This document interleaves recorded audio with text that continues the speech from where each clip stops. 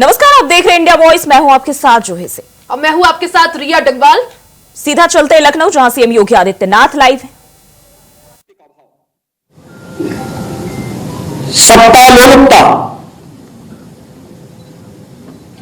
N केन प्रकारेण सत्ता प्राप्त होनी चाहिए।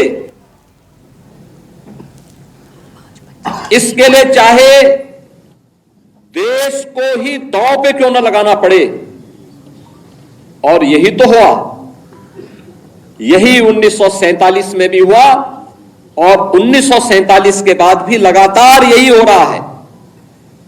जब भी इन लोगों के हाथों में सत्ता आई, इन्होंने देश की कीमत पर राजनीति की और उसकी कीमत इस देश की भोली भाली जनता को तब भी चुकानी पड़ी थी और लगातार लंबे समय तक चुकानी पड़ी है। यह विभाजन की दुर्भाग्यपूर्ण त्रासदी हम सबको उन्हीं गलतियों के परिमार्जन की तरफ हमारा ध्यान आकर्षित करती है। भारत बल, बुद्धि, विद्या सब में दुनिया का नेतृत्व करने की सामर्थ्य रखता था।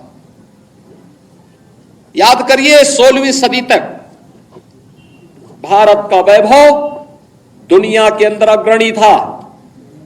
अगर दुनिया की जीडीपी की आप बात करते हैं तो दुनिया की अर्थव्यवस्था का आधा भाग का नेतृत्व अकेले हिंदुस्तान करता था 16वीं सदी तक। इतना समृद्ध भारत था। और यह तब था जब कई सौ वर्षों तक लगातार विदेशी आक्रांताओं के आक्रमण को यह झेल रहा था। और लगातार फिर किस स्थिति में यह पहुंच गया था, आपने भी वह दृश्य देखा है फोटोग्राफ के माध्यम से। इस जो यहां पे भी सूचना विभाग ने त्रासदी के कुछ दृश्य आपके सामने प्रस्तुत किए। 15 अगस्त 1947 से एक दिन पूर्व 14 अगस्त 1947 को जब विभाजन की त्रासदी हो रही थी और 15 अगस्त को जब देश के अंदर तत्कालीन प्रधानमंत्री पंडित जवाहरलाल नेहरू के द्वारा भारत के तिरंगे को पहरा करके कांग्रेस के नेताओं के द्वारा देश के अंदर आजादी के जश्न को मनाने का कार्य किया जा रहा था, तब लाखों लोग अपनी मातृभूमि को छोड़ने के लिए, अपने परिवारों को छोड़ने के लिए मजबूर हो रहे थे।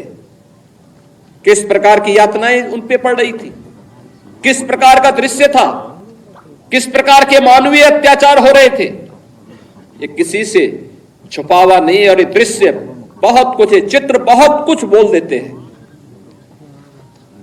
यानी दुनिया का सबसे समृद्धतम देश 1947 तक आते आते एक दलित देश में बदल गया था। और वह दृश्य भी आपने देखा, वह दृश्य भी आपने देखा है। ये क्यों हुआ? क्या ये सच नहीं कि हमारी कुछ कमजोरियों ने आक्रांताओं को देश के अंदर आक्रमण करने के लिए एक स्पेस दिया? और जो गलतियां इतिहास के उन काले अध्यायों में हम सबके सामने कैद है, क्या वही गलतियां चुनाव के समय राजनीतिक नेतृत्व देश के अंदर इस प्रकार की गलतियां राजनीतिक दलों के द्वारा नहीं की जाती हैं? ये जाति के नाम पर विभाजन की त्रासदी तक पहुंचाने की एक कथा वही है जो पहले जातीयता के नाम पर होता था, जातिवाद के नाम पर होता था। आज वही कार्य, वही कृत्य, वही कारनामे राजनीतिक दलों के स्तर पर जातीयता का नग्न तांडव करके फिर उसी विभाजन की ओर ले जाने की कुछ सी चेष्टा की जा रही है। परिणाम क्या है? परिणाम आप सबके सामने फिर वही है। परिणाम फिर आपके सामने वही है। तिथि बदली है, लेकिन चेहरे बदले होंगे, लेकिन घटनाओं का स्वरूप उसी प्रकार का है। जो 1947 में हुआ था, वही तो पाकिस्तान में आज भी हो रहा है। वही तो पूर्वी पाकिस्तान कहा जाने वाला आज का बांग्लादेश में वही तो हो रहा है। उस समय 10 लाख हिंदू एक साथ काटे गए थे, हिंदू सिख सभी थे, एक साथ काटे गए थे। और आज भी वही आगजनी, वही तोड़फोड़, वही लूटपाट, बहन और बेटियों के साथ वही अत्याचार, उसी प्रकार की त्रासदी का दृश्य आज भी हम सबके सामने है। और इस सब के बावजूद इस प्रकार के कार्यक्रमों को केवल एक औपचारिकता बना करके हम लोग केवल अपनी बात करने तक सीमित हो जाते हैं। आखिर कब इतिहास की इन गलतियों से हम सबक सीखेंगे? और आज मैं आप सबसे यही कहने के लिए आया हूं, हम आभारी हैं प्रधानमंत्री मोदी जी के, जिन्होंने इतिहास के इन काले अध्यायों से पर्दा उठा करके देश की जनता की आंखों को खोलने का काम किया है, देश का ध्यान आकर्षित किया है, इतिहास की इन गलतियों के परिमार्जन के लिए रास्ता बनाने का एक आह्वान हम सबका किया है। और उसी आह्वान के साथ जोड़ने के लिए मैं आप सबसे भी कहने के लिए आया हूं कि जो दृश्य 1947 में हुआ था, वही दृश्य तो आज बांग्लादेश के अंदर हम सबको देखने को मिल रहा है। 1.5 करोड़ हिंदू किस तरीके से बांग्लादेश के अंदर आज चिल्ला चिल्ला करके अपने आप को, अपनी अस्मिता को बचाने के लिए गुहार लगा रहे हैं। और दुनिया के मुंह सिले हुए कथित सेकुलरिस्ट भारत के अंदर भी इनके मुंह सिले हुए एक भी शब्द इनका नहीं निकल रहा है, क्योंकि उनको भय है कि अगर इन निरीह कमजोर लोगों के इस पक्ष में इन्होंने आवाज निकाली तो इनका वोट बैंक खिसक जाएगा। वोट बैंक की चिंता है, लेकिन मानवीय संवेदना इनकी मर चुकी है।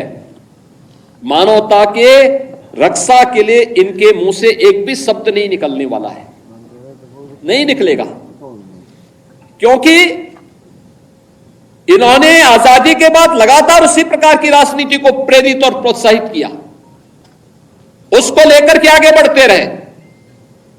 ये लगातार बांटो राज करो की उस राजनीति के तहत ये लोग देश के अंदर कार्य करते रहे। अंग्रेजों से सत्ता इन्होंने उस समय प्राप्त की। ये वास्तव में भारत की सत्ता का नेतृत्व नहीं कर रहे थे, बल्कि अंग्रेजों के ही, ब्रिटिशर के ही मानस पुत्रों के रूप में इन्होंने भारत की सत्ता को उस रूप में संचालन करना शुरू किया जैसे ब्रिटिशर इस देश के अंदर कर रहे थे। तो लखनऊ से भी आप सीएम योगी आदित्यनाथ को सुन रहे थे और इस दौरान जो है उन्होंने सनातन के साथ साथ देश की तमाम अहम चीजों और संस्कृति को लेकर जो है संबोधन किया। वहीं यहां रुकेंगे एक छोटे से ब्रेक के लिए, जल्द वापस लौटेंगे, कहीं जाइएगा नहीं। ब्रेक के बाद एक बार फिर से आप सभी का स्वागत है। खबरों में आगे बढ़ते हैं। खबर लखनऊ से आपको बता दें, जहां सीएम ने सरदार वल्लभ भाई पटेल की प्रतिमा पर माल्यार्पण करा। सरदार वल्लभ भाई पटेल की प्रतिमा पर सीएम योगी आदित्यनाथ ने माल्यार्पण किया है। सीएम ने माल्यार्पण के बाद पदयात्रा में सीएम योगी आदित्यनाथ शामिल हुए। विभाजन विभीषिका स्मृति दिवस पर मौन पदयात्रा का आयोजन किया गया। सरदार वल्लभ भाई पटेल की प्रतिमा से लोक भवन तक ये मौन पदयात्रा निकाली गई। सरदार वल्लभ भाई पटेल की प्रतिमा से लोक भवन सीएम योगी आदित्यनाथ पहुंचे।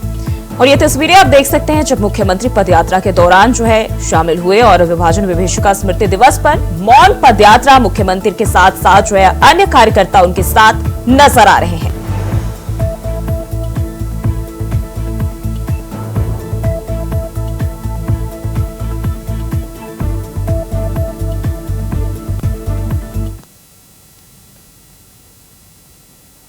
और वहीं लखनऊ से एक और जानकारी सामने आ रही। सीएम योगी आदित्यनाथ ने अपने आवास पर तिरंगा फहराया। हर घर तिरंगा अभियान के तहत फहराया तिरंगा। आज सुबह सीएम योगी आदित्यनाथ ने तिरंगा फहराया, अपने आवास पर तिरंगा झंडा फहराया। उसके साथ ही सेल्फी लेते नजर आए मुख्यमंत्री योगी आदित्यनाथ। तो हर घर तिरंगा अभियान के तहत सीएम योगी आदित्यनाथ ने अपने आवास पर तिरंगा झंडा लहराया और इसके साथ ही सेल्फी लेते नजर आए। और ये तस्वीरें आप देख सकते हैं मुख्यमंत्री की।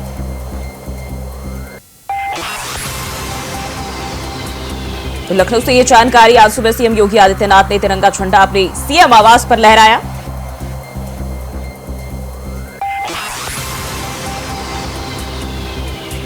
और अपने आवास पर तिरंगा झंडा फहराने के साथ साथ मुख्यमंत्री योगी आदित्यनाथ ने सेल्फी भी ली। आपको बता दें, हर घर तिरंगा अभियान के तहत बड़ी संख्या में लोग जो है सेल्फी लेकर पोस्ट करते हैं और एक बार फिर से वही दोहराते हुए सीएम योगी आदित्यनाथ यहां नजर आ रहे हैं, जहां सेल्फी लेते हुए दिखाई दे रहे हैं। और ये तस्वीरें आप देख सकते हैं, तिरंगा झंडा लहराने के बाद मुख्यमंत्री योगी आदित्यनाथ सेल्फी लेते हुए नजर आए।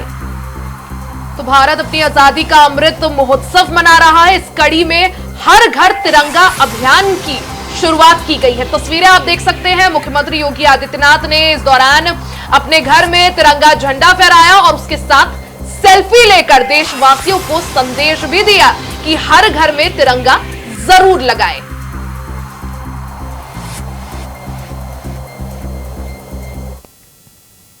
खबरों में आगे बढ़ते हैं, बात लखनऊ की कर लेते हैं। लखनऊ से बड़ी खबर, सीबीआई अधिकारी बनकर पीजीआई डॉक्टर के साथ ठगी का मामला सामने आया है। पीजीआई के डॉक्टर रुचिका टंडन के साथ ठगी हुई है। डिजिटल अरेस्ट कर 2,81,00,000 रुपए ठगने का यह पूरा मामला, जिसमें मनी लॉन्ड्रिंग केस में नाम आने का इस दौरान उन्होंने झांसा दिया। फिर उसके बाद 6 दिन के भीतर खातों में ट्रांसफर कराई गई रकम। ठगी का एहसास होने पर पीड़िता ने एफआईआर दर्ज कराई। साइबर क्राइम पुलिस मामले में जांच कर रही है।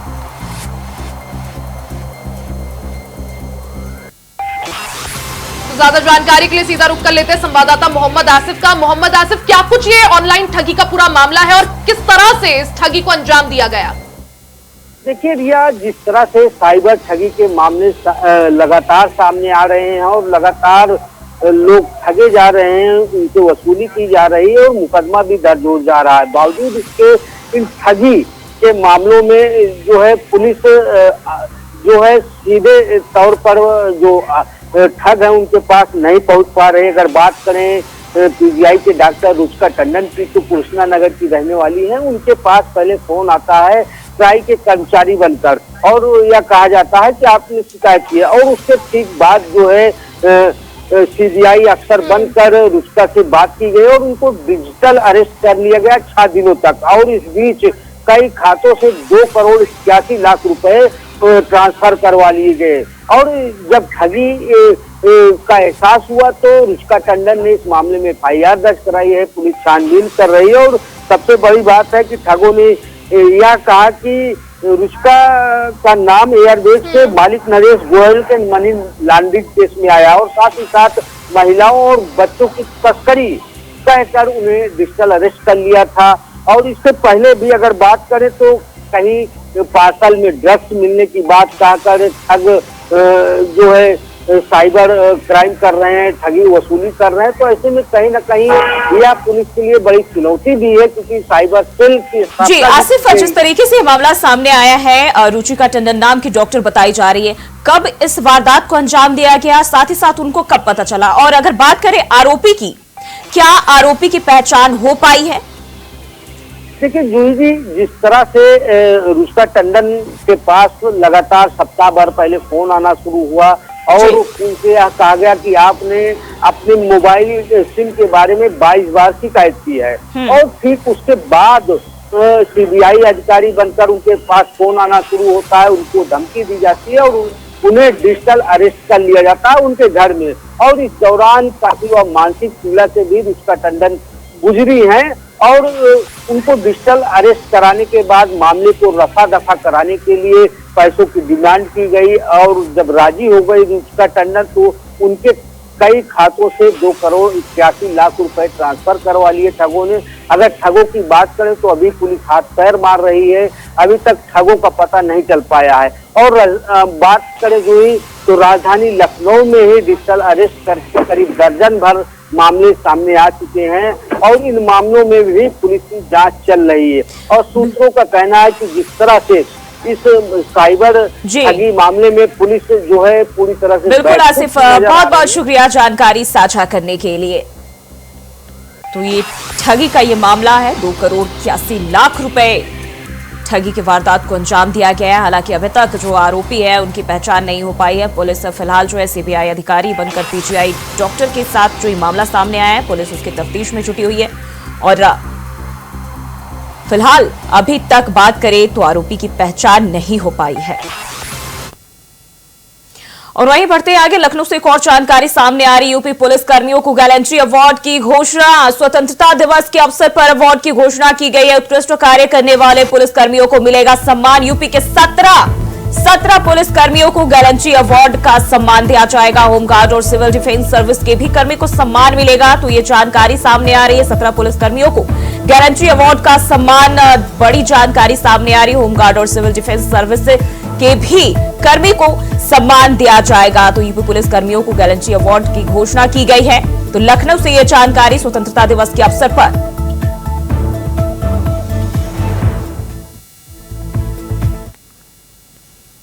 वहीं खबरों में आगे बढ़ते हैं। किशोरी के साथ छेड़छाड़ के आरोप में गिरफ्तार पूर्व ब्लॉक प्रमुख की मुश्किलें बढ़ती दिख रही हैं। पुलिस ने मंगलवार को पीड़ित किशोरी की मेडिकल जांच करवाई। उसके बाद मजिस्ट्रेट के सामने उसका बयान भी दर्ज कराया गया। किशोरी के बयान के बाद अब आरोपी नवाब सिंह यादव के खिलाफ दुष्कर्म की कई धाराएं बढ़ा दी गई हैं। इस बीच नोएडा से यहां पहुंचे उसके माता पिता ने भी अपनी नाबालिग बेटी संग उसी घटना को लेकर बातचीत की। मां ने अपनी नंद पर गंभीर आरोप लगाते हुए उसके खिलाफ तहरीर दी है। माना जा रहा है कि पुलिस अब मुकदमे में और धाराएं बढ़ा सकती है। इससे आरोपी नवाब सिंह पर कानून का शिकंजा कसता दिख रहा है।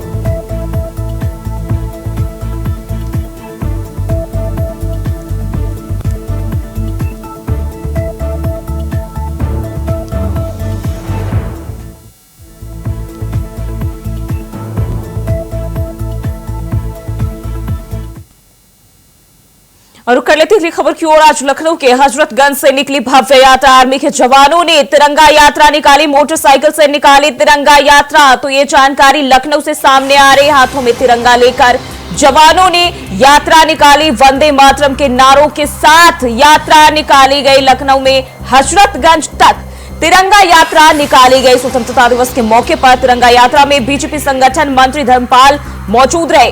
अल्पसंख्यक मंत्री दानिश आजाद भी शामिल हुए। साथ ही साथ बता दें, हाथों में तिरंगा लेकर मदरसे के बच्चों ने भी इस दौरान जो है तिरंगा यात्रा निकाली। मदरसे से जुड़ी महिलाएं इस यात्रा में शामिल हुई। तो ये जानकारी, हाथों में तिरंगा लेकर जवानों ने ये रैली निकाली है, तिरंगा यात्रा निकाली है। तस्वीरें आप देख सकते हैं लखनऊ से सामने आ रही। मोटरसाइकिल से ये रैली निकालते हुए जवान जो है नजर आ रहे हैं। हमारे देश की आन बान और शान। और इस दौरान बात करें तो मंत्री भी नजर आए। और ये तस्वीरें तिरंगा यात्रा के दौरान की जो है सामने आ रही। अल्पसंख्यक मंत्री दानिश अली आजाद भी इस दौरान शामिल हुए और जवानों के साथ ये तिरंगा यात्रा निकाली गई।